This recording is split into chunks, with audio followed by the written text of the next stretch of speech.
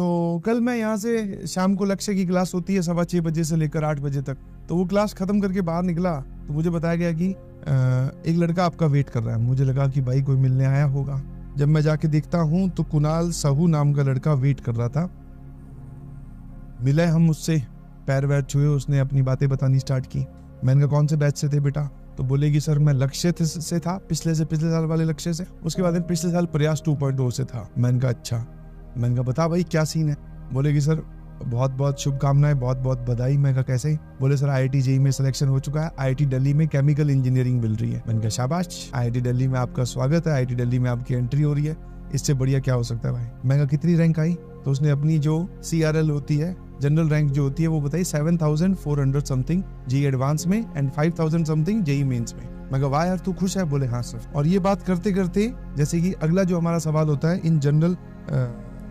In general जो हमारा discussion होता है कि भाई तू खुश है, अगला सवाल होता है पेरेंट्स खुश है। जैसे मैंने ये पूछा कि पेरेंट्स खुश है तो वो सवाल सुन के थोड़ा सा सहम गया, मुझे नहीं पता था। फिर उसने अपनी हालत बतानी स्टार्ट की कि सर एक्चुअली मॉम को पैनक्रियाटिक कैंसर था, तो मॉम की डेथ हो चुकी है। मैंने कहा यार रियली सॉरी, मुझे नहीं पता था। फिर मैंने कहा फादर खुश है, हम सब सही है?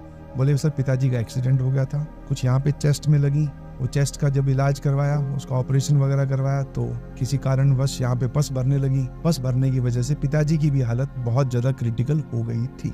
मैंने कहा अब कैसे? बोले सर अब खतरे से बाहर है, बट अभी भी बहुत मतलब डॉक्टर ने रेस्ट ही बोल रखा है, चलना फिरना भी मना है।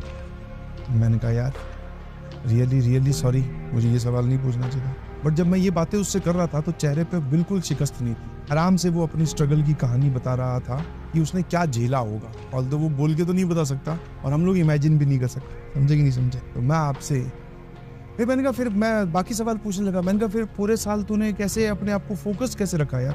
यहाँ तो घर में किसी की शादी आ जाती है, बाकी सब छोड़ो सर, किसी के मतलब हमारे चाचा के लड़के का अगर बर्थडे हो तो हम उस दिन पूरे दिन नहीं पढ़ते, तो तूने अपने आप को फोकस्ड कैसे रखा इतने सब नुकसान के बावजूद? और इतना घर पे क्रिटिकल सिचुएशन है, आदमी जो है वो नॉर्मली सांस नहीं ले पाता ऐसी सिचुएशन में, और तूने पढ़ाई की है। उसने बस एक बड़ा ही सुंदर सा और खूबसूरत सा जवाब दिया, कोई ब्यूटीफुल आंसर नहीं। बोले सर मुझे ये करना था बस, और मुझे अपने लिए करना है, अब मुझे अपने परिवार के लिए करना है, मुझे उनकी हालत सुधारनी है, तो बस ये करना था सर।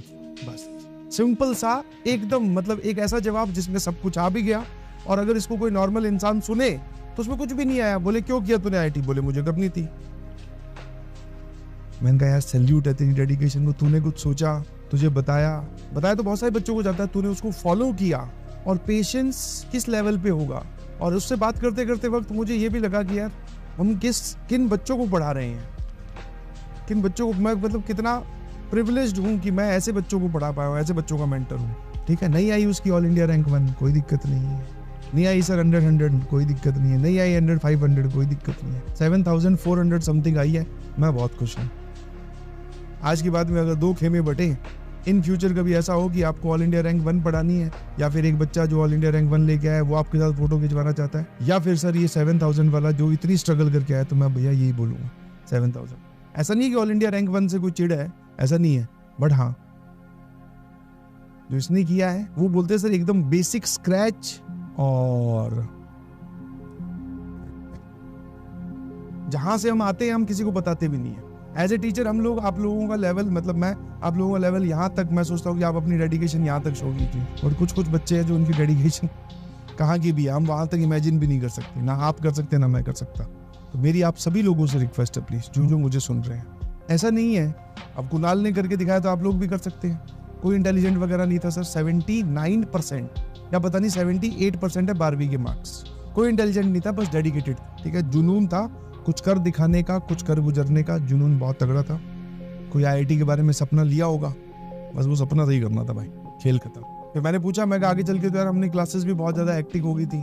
हर सवाल का जवाब यही सर, करना तो था ही। अब क्लासेस हेक्टिक हो, आप चाहे 2 घंटे पढ़ाओ 5 घंटे पढ़ाओ, पढ़ना तो है ही ना। मैं कहा सही है। तो जब तक आप अपने बहानों को दूसरों से कंपेयर करेंगे नहीं ना, तो आपको हमेशा बड़े लगेंगे। आप बोलोगे मेरे साथ तो सर ये है, मेरे घर पे तो ये सिचुएशन है, आप ये सिचुएशन ठीक करवा दो, मैं आपको पढ़ के दिखा दूंगा। तो जनरल एटीट्यूड होता है, मेरा भी ऐसा ही। किसी भी काम को लेकर जिसमें मेहनत की जरूरत पड़ती है, हम यही बोलते हैं, हम अपनी सिचुएशन को दोष देने लगते हैं कि यार मेरी ये वाली चीज अगर सही हो जाए ना तो फिर मैं करके दिखा दूँ। जबकि एटीट्यूड गलत है और ऐसा कभी होगा भी नहीं। ठीक है, तुम सोच रहे हो कोई आइडियल सिचुएशन होती होगी वहां पर हम रहें और फिर पढ़ के दिखाएं, नहीं।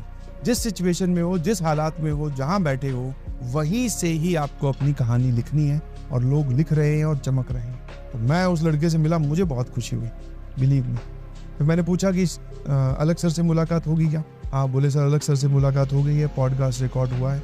कोई रंग बिरंगी किताब नहीं की, ना कुछ और किया। जो मटेरियल उसके पास था, PW का मॉड्यूल, वो सॉल्व किया, JEE एडवांस में रैंक आ गई है ना। अब सर ये सब कहानियां सुनने में एट द मोमेंट बहुत अच्छी लगती है, मैं भी कर लूंगा। मैं बहुत अच्छी बात है, स्टार्ट ऐसा ही होना चाहिए जिसको हम पिकअप बोलते हैं। पिकअप ऐसा ही होना चाहिए, किसी की स्टोरी सुनकर आप उससे इंस्पायर हो जीपी वो ये। बट जब आपके सामने कठिनाई आए, मोटिवेशन में आपने स्टार्ट तो कर दिया, आप आगे चल के ब्रेकर आएगा, सवाल नहीं सॉल्व होंगे, सिचुएशन डिफिकल्ट होगी, टेस्ट आ जाएगा, रिवीजन नहीं कर पाओगे। जब ये सब सिचुएशंस आए तो फिर पेशेंस रखिए, मैदान छोड़ के भागिए मत कि अब क्या करें सर, अब तो नहीं हो रहा है, बहुत हेक्टिक हो गया।